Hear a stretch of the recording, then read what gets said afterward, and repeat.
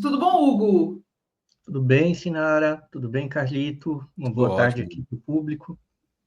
E a gente queria comentar com você, Hugo, esse assunto da chamada da nossa live de hoje, que é o fato do Lula ter erguido tão pouco, né, em relação ao Donald Trump e a possível reciprocidade das tarifas que o Trump está ameaçando. Você acredita como é que vai ser o desfecho dessa história? Você acha que o Donald Trump vai realmente aplicar essas tarifas, esse tarifácio? O Brasil vai realmente aplicar essa reciprocidade? Ou tudo isso são jogos de palavras e jogo político apenas?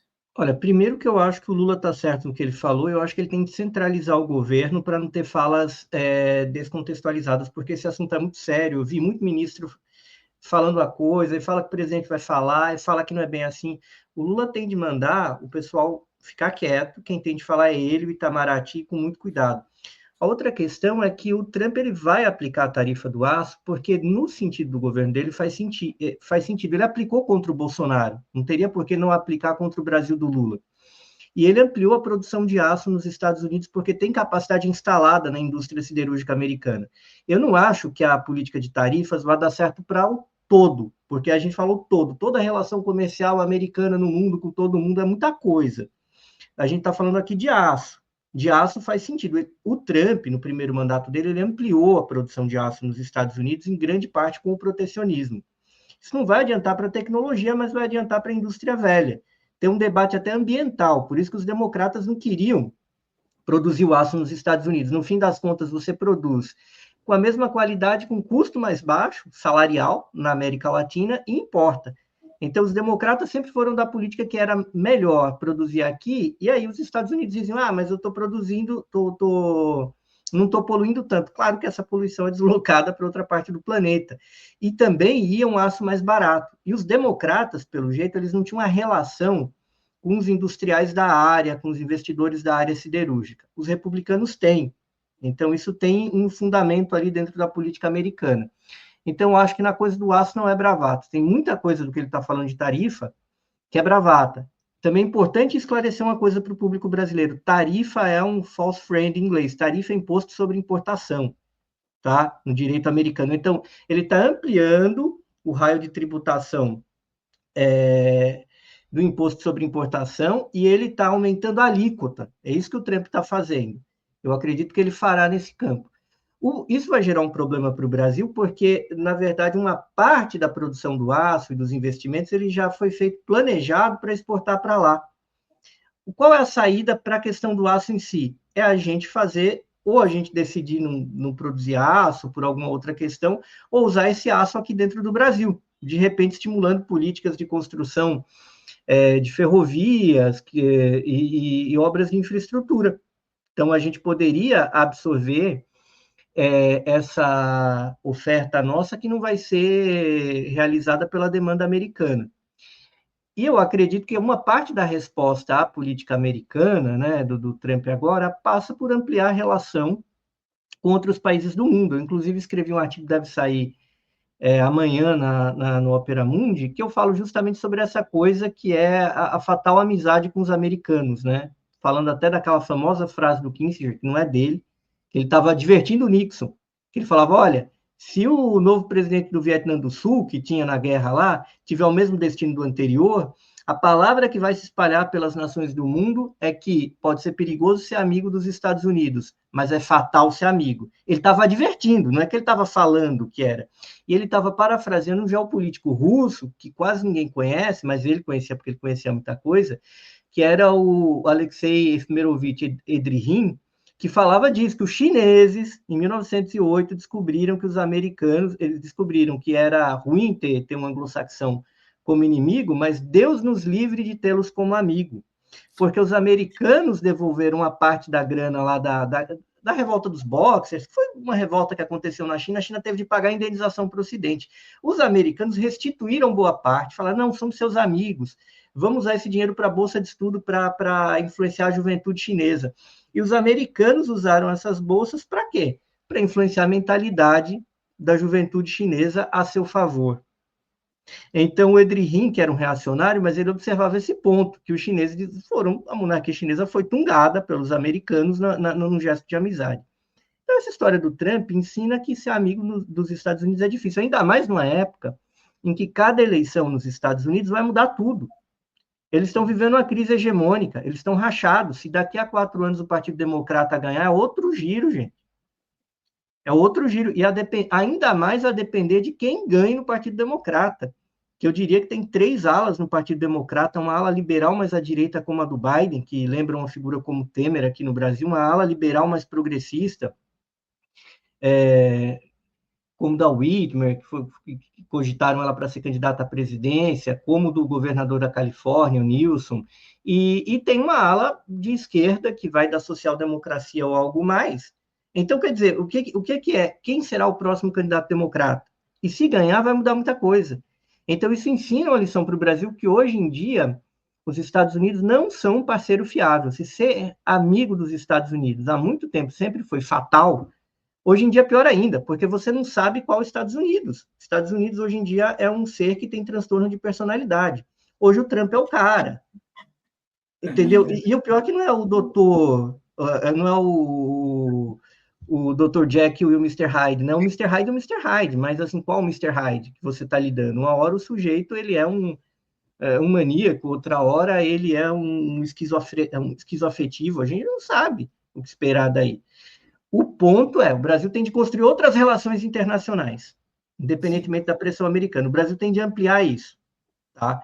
E o segundo ponto é se voltar para o mercado interno, para aquilo que os americanos podem tungar, porque o nosso comércio com os Estados Unidos já nos é desfavorável. Não é um comércio muito bom, andou melhorando um pouco de uns anos para cá. Uma das coisas que ajuda o Brasil com os Estados Unidos é vender aço para lá. E agora isso já não vai rolar nessa intensidade. A gente tem de usar esse aço para os nossos projetos aqui dentro. A gente tem de criar projetos de infraestrutura para usar esse aço aqui dentro. Senão a gente pode ter um problema econômico. Outras coisas dos Estados Unidos a gente tem de, no nosso caso, tributar, né, no léxico correto? Sim, a gente tem. Só que mais importante do que isso é a gente criar redes sociais próprias. Acho que a grande coisa do governo Trump que nos ensina é, por exemplo, a gente está aqui, fórum, muito bem, muito bom, muito progressista, mas a gente está numa plataforma do Google. Eu estou lá, tuitei falando que eu ia estar aqui, estou lá no X, do Elon Musk. Né? Se a gente não criar um ecossistema de plataformas e de redes sociais públicas, democráticas, que saia desses barões ladrões aí, desses supervilões que hoje estão no governo americano, estão dentro da Casa Branca, como a gente viu, a gente está lascado. Porque o que a gente pode fazer na próxima eleição se esses caras, de novo, agirem a favor da extrema-direita? Porque esses caras, todo mundo falava, não, a campanha da extrema-direita usou a rede social. Hoje em dia está claro, esses caras são de extrema-direita, eles deixaram, gente. É óbvio que, apesar do Lula preso e incomunicável em 2018, o Bolsonaro foi amplamente favorecido no WhatsApp e tudo mais, mas porque não está jogando em campo neutro. A gente vai jogar com eles fora de casa, com o juiz deles. É muito difícil a gente ganhar se isso acontecer. Então, regulamentar a rede social é um caminho? Ele é um caminho de certa maneira. É um caminho de certa maneira, mas não é um caminho em absoluto. É um caminho que a gente tem que seguir de maneira... assim, ó, ele volta. Você aproxima... ele volta aqui, ele está tremendo, estou todo ferrado também, estou melhorando aqui da vesícula, e a câmera está míope igual eu. Mas a questão toda a gente tem de criar coisas. A resposta nem sempre vai ser simétrica aos Estados Unidos. A resposta pode ser, por exemplo, abrir para o Brasil redes sociais aí da China, da Rússia. Por que a gente não usa o WeChat também? Por que a gente não começa a popularizar? E por que a gente não pega mecanismos que são amplamente utilizados pelo povo brasileiro como o Pix e desdobra isso com uma rede social e coloca nos pacotes de internet do povo para que a gente tenha pelo menos uma rede social, uma coisa de comunicação que o povo use efetivamente, né, que tenha utilidade e que não fique dependendo do WhatsApp, gente.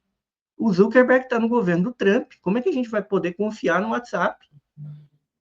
Os caras estão fazendo política diretamente, a gente não pode, a gente tem de criar. Por exemplo, na China eles têm o WeChat. O WeChat ele é um WhatsApp chinês que virou o Pix da China também, da compra. Foi um processo um pouco contrário. Por que a gente não pode pegar o Pix e fazer o caminho contrário, já que é uma coisa amplamente utilizada?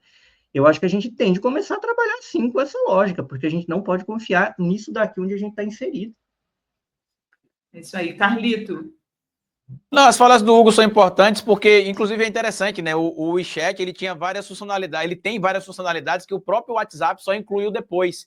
Na usabilidade, por exemplo, o WeChat é muito melhor que o próprio WhatsApp, porém, ele é menos popular no Brasil por causa dessa ideia de que o mundo inteiro usa o WhatsApp, o mundo inteiro usa o Instagram, o mundo inteiro... E se você for para cair nessa narrativa do mundo inteiro, meramente, você vai ver que até você pode ter no mundo inteiro ali essas big techs ocidentais dominando esses mercados, mas você tem, por exemplo, redes sociais asiáticas tendo espaço. Eu não sei se o Hugo acompanhou recentemente a polêmica do TikTok nos Estados Unidos, né? Que eles queriam acabar com o TikTok. E tem uma outra rede social, que eu esqueci o nome dela agora, chinesa, que se... Red Note. Qual o nome? Red Note em inglês, Red Note em inglês, em chinês é Xiaohongshu. Xiaohongshu. E ela caiu no gosto dos jovens estadunidenses, Sinara.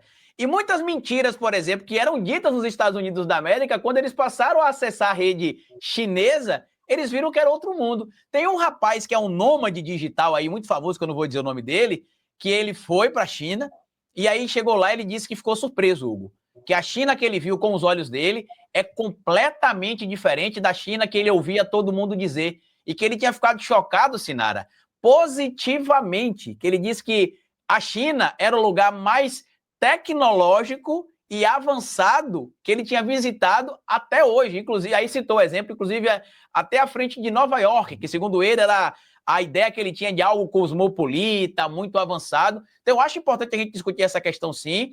A questão específica da rede social é algo importante, porque a gente já tem uma telefonia nacional. Não sei se o Hugo acompanha a questão do Correio, né? O Correio desenvolveu ali um pacote que você pode assinar, né, uma linha telefônica, inclusive com pacote de dados de internet, mas é pouquíssimo divulgado, né? Pouquíssimo. Você pode chegar no Correio agora, comprar o chip, Sinara, do Correio, né, de telecomunicação, com um pacote de internet, que inclusive você usa as redes sociais gratuitamente, mas eu acho que a gente poderia, sim, desenvolver mais isso, ou fazer parcerias, Hugo, até o desenvolvimento da nossa própria rede social. Agora quem ficou míope foi eu aqui, ó, da nossa própria rede social, com aliados, como você citou, né, que já tenham esse desenvolvimento e que façam frente às big techs neste momento. Exato, não, mas esse caminho, esse caso do Xiaohongshu é maravilhoso, porque foram... A última vez que eu vi, eu escrevi um artigo sobre isso também, porque a gente tem uma confusão, né? Em chinês, pequeno livro vermelho não é pequeno livro vermelho do mal. Em chinês é pequeno livro de compra, porque o livro vermelho, muitas vezes, é um livro, uma caderneta que os chineses usavam no turismo para saber o que tinha para vender em tal cidade. Então, eles criaram essa mistura de Instagram com Pinterest, que é o livrinho vermelho, que em inglês ficou Red Note. Aí os chineses acham engraçado que a gente chama o livro do mal aqui de livrinho vermelho, que é Xiao, é pequeno, Hong, vermelho, Shu, livro em chinês. E aí os americanos baixaram, foram mais de 10 milhões de downloads, o que só perdeu semanas depois para o DeepSeek, que se tornou o app mais baixado. Mas só que o fenômeno do Xiaohongshu, ele veio no contexto da censura ao TikTok, que o Trump não foi burro, ele recuou, porque ele viu que se de repente o americano começa a usar VPN, porque são milhões de pequenos negócios nos Estados Unidos, muitos influenciadores que são prioritariamente do TikTok. Por mais que depois o Zuckerberg tenha tungado lá com o Reels, mas é o TikTok para muita gente nos Estados Unidos. Então o Trump voltou atrás, porque ele viu que o perigo de proibir, o tiro ia sair pela culatra e saiu, porque a galera espontaneamente foi lá baixando uma outra rede social chinesa, e porque os chineses falaram, já que é assim, vamos pegar o TikTok chinês, que é o modelo original Douyin, e vamos permitir que todo mundo no mundo, com chip de todos os países, possam baixar. Então, os americanos iam entrar no Douyin, né, que era original, porque os chineses, até para fazer uma política de boa vizinhança, criaram um TikTok, que é o Douyin internacional, para operar nos Estados Unidos e não ter esse problema. Mas já que proibiram, os chineses falaram, dane-se. Os americanos viram isso e tiveram de recuar, assim como na questão do DeepSeek da inteligência artificial, o Trump teve de reconhecer. Ele reconheceu que foi uma grande conquista. Então, ele foi estratégico ali, de falar, ó, essa punição aqui não vai dar certo, como o Biden fez, de uma maneira muito autoritária, muito ignorante, veio na toada do Trump. O Trump tinha ameaçado para negociar. E o Biden foi lá e fez, e ninguém protestou, porque era o Biden, afinal de contas, né? E aí era um tiro que ia sair pela culatra, e o Trump acabou aplicando dessa maneira.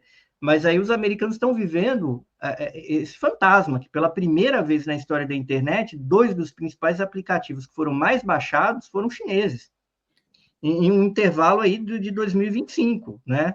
Do ano aí solar de 2025. E tem os marketplaces então, também, né, Hugo? Só para complementar aqui a minha fala com você, que a gente vê a Amazon sendo ameaçada hoje pela Temu, que já virou, inclusive, a plataforma de compra de muitos estadunidenses, né, em marketplace. Isso também está preocupando o Jeff Bezos, porque tanto a Amazon quanto o eBay já eram marketplaces consolidados, mas o Temu chegou com preços muito mais baixos, e aí por isso, inclusive, que se tem discutido agora a questão de tributação, que eu acho que era $800 que eles tinham de isenção, né? Acho que até $800 não se cobrava tributação, e agora o próprio Trump também já está vendo isso, justamente por causa da entrada. Né? A taxa da brusinha. Exato. É a taxa da brusinha. Não, é engraçado porque aqui no Brasil a Amazon nunca vendeu nada, só livros, né? Não pegou o marketing, as vendas de lojas da Amazon aqui, né? Então, os chineses chegaram super fortes aqui, e eu acho que esse movimento dos bilionários em direção ao Donald Trump também tem muito a ver com o protecionismo do negócio deles em relação à China, né, Hugo? Tem, totalmente, que eles estão vendo. Só que, assim, desde o começo, essa gente é que toca, digamos, porque a produção tecnológica americana, ela é estatal e militar. A aplicação, quem toca são esses caras do Vale do Silício, esses mafiosos aí, sobretudo que chamam de máfia do PayPal, de um cara que eu escrevi a respeito também, que é o cara central, o capo de tudo e cap desses caras, que é o Peter Thiel, ou Peter Nossa, esse cara é horroroso, né? Horroroso.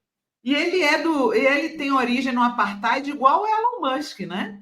Ele tem origem na Alemanha Ocidental, depois teve uma passagem pela África, foi para os Estados Unidos. Ele é um cara maluco, só que, embora ele seja menos bilionário, ele é mais inteligente e ele é mais enfiado com a CIA. Não é teoria da conspiração, isso é público. A CIA deu dinheiro para ele formar boa parte das empresas aí de tecnologia dele, como a Palantir, que é financiadora.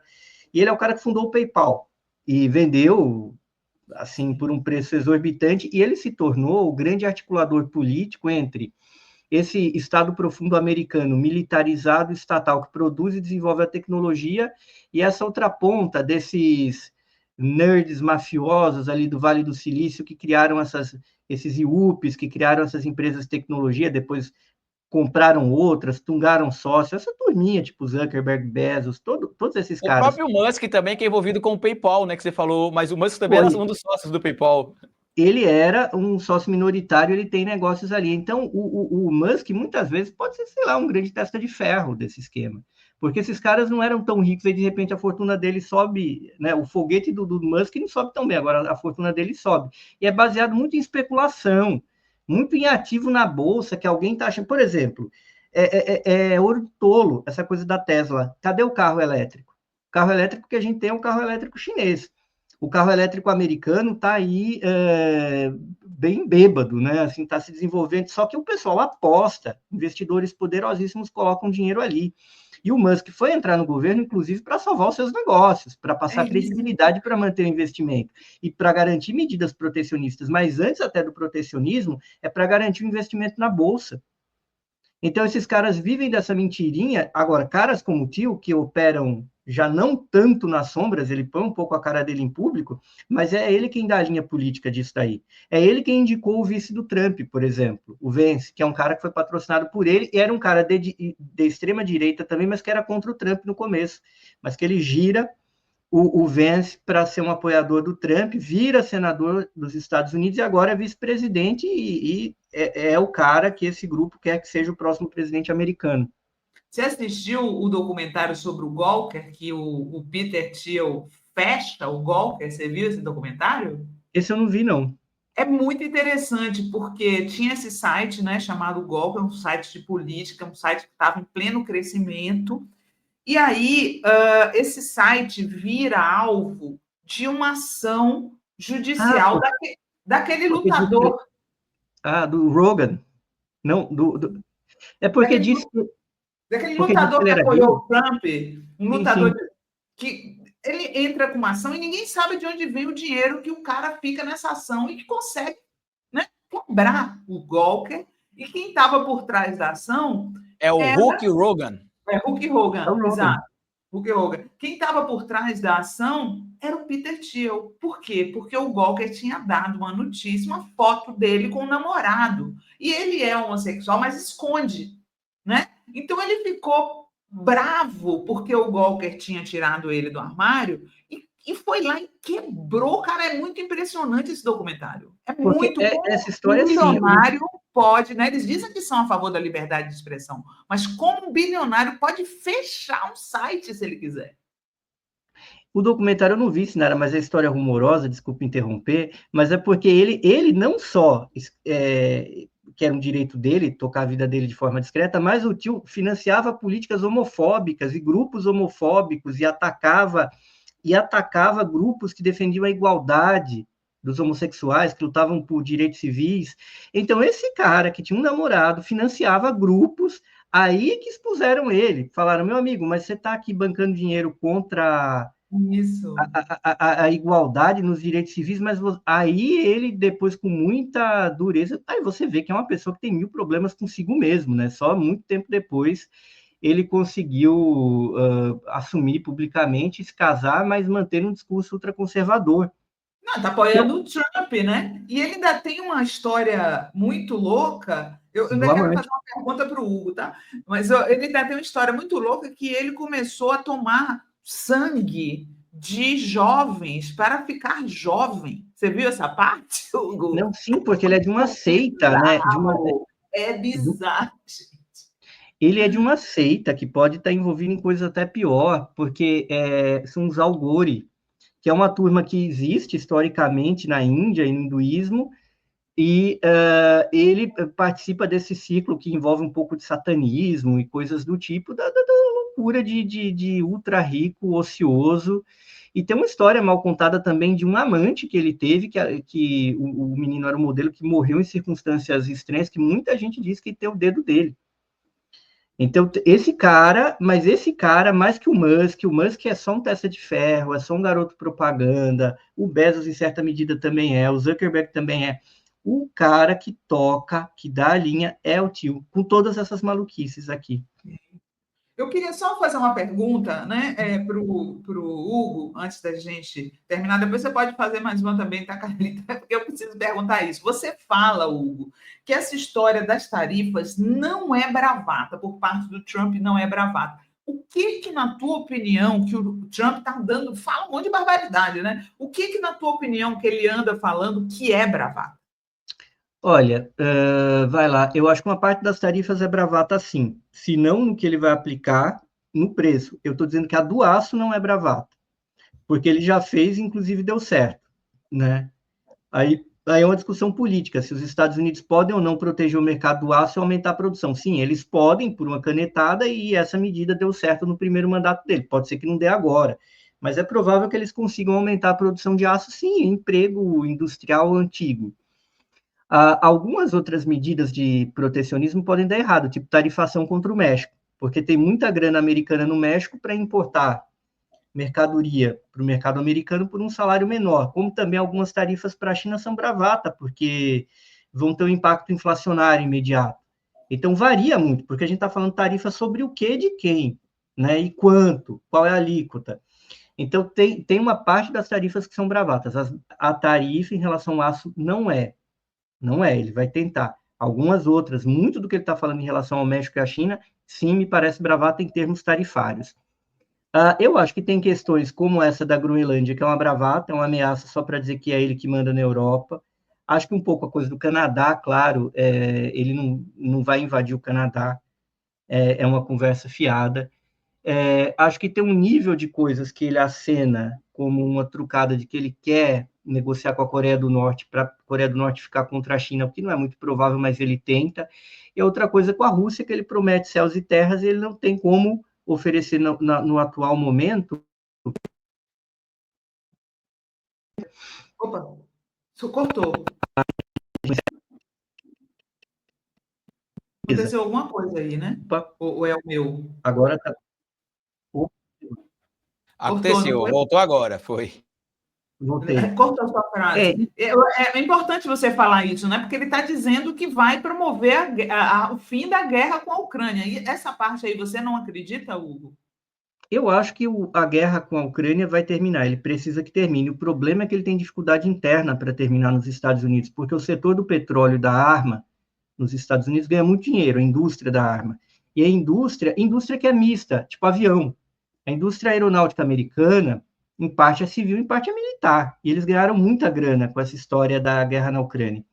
Então, o Trump ele tem uma negociação difícil que é interna, porque a guerra na Ucrânia se mostrou um mau negócio para os americanos, porque aumentou muito a inflação. Eu dizia isso desde o começo. O Biden amarrou o governo dele porque ele achava que ia ser curto, achava que ia derrubar o Putin, não aconteceu nada disso.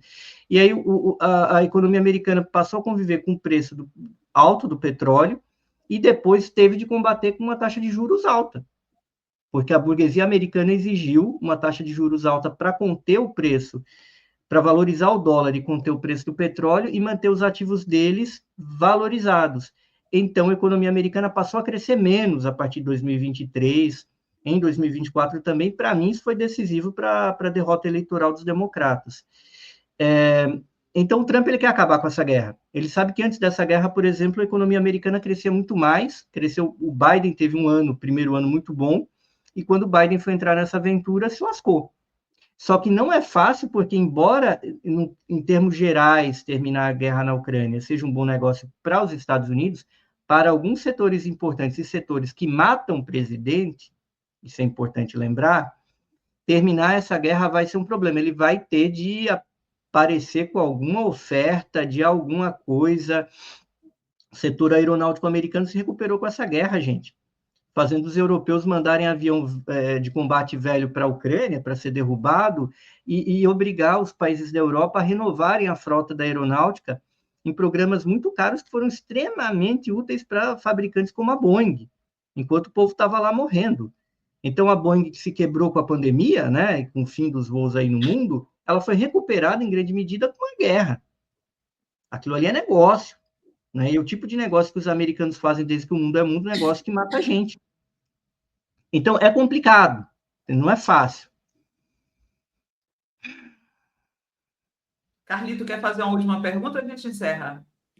Eu queria só fazer tirar uma dúvida com o Hugo sobre a questão do próprio Elon Musk, antes da gente encerrar, né? Que ele falou sobre a questão da manipulação e que o foguete, né, a fortuna sobe em desproporção com o foguete. E a gente sabe que tem denúncias contra o Elon Musk nos Estados Unidos da América por um crime chamado spoofing, né? Que é manipular o mercado financeiro. A gente viu agora, por exemplo, quando ele anunciou que a Tesla receberia pagamento em bitcoins, e aí o Bitcoin disparou, depois ele lançou a própria moeda, ou entrou como sócio na própria moeda, e disse que não receberia mais pagamentos em Bitcoin, e passou a receber o pagamento no Dogecoin, se não me falha a memória, que é o nome da moeda que ele é um dos sócios, se não me falha a memória. Como é que os departamentos responsáveis por isso atuam em relação à ação do Musk? Porque isso é crime, né? É uma clara ação de manipular o mercado e... O cara entrou no governo para não cair, né? O cara teve de fazer a aposta da vida dele, porque se o Trump perde a eleição, ele ia estar lascado. Agora, é bom lembrar que a história do Musk, em grande medida, está na conta dos democratas, ajudando esse povo do Vale do Silício com Clinton. O Bush não investiu tanto nessa gente, vejam só. O Obama apostou muito no Musk, que fazia um outro personagem naquela época. Ele fazia um personagem do Yuppie, do inventor, do cara que ia para Marte. E o governo Obama meteu muita grana aí. E é sobretudo no período do Obama que a fortuna do Musk vai. Aí o Musk não era aliado do Trump no começo, foi várias vezes implorar uma aliança com o Trump não recebeu. Se vocês pesquisarem isso, vocês acham. Até que uma hora o Trump falou, meu amigo, ou você vem junto comigo, ou eu não vou te ajudar. E aí que o Musk vira um cara do Trump e vice-versa, eles começam a entrar nessa parceria que se intensifica no atual mandato. Porque sem uma vitória do Trump, o Musk teria muitos problemas. Pode ser que os democratas falassem, vamos mexer com esse cara. É que o Biden não quis mexer. Mas isso não quer dizer que um governo como o da Câmara não quisesse. E agora, o Musk está numa situação que é muito simples, Carlito. Ele vai ter de ficar no poder. Porque se ele sair do poder entendeu? Já que ele entrou tão dentro, ele vai enfrentar uma perseguição, porque é uma coisa quando você é empresário, outra quando você entra na política. A partir daí, esses casos rumorosos... Antes o Musk era um financiador de campanha, ninguém quer brigar com financiador de campanha, por mais que ele não te ajude. Agora a coisa muda um pouco. Então, o Musk, ele está no modo all-in, tudo ou nada, permanentemente na vida dele. Permanentemente. O que aumenta a polarização americana, não resta a menor dúvida. Hugo, sempre um prazerzão conversar com você, pessoal adorando aqui, dizendo que aprendeu muito na nossa entrevista de hoje. Volte sempre, tá? Imagina, Sinara, eu que agradeço ao convite, Carlito também, um abraço ao público também. Vamos que vamos.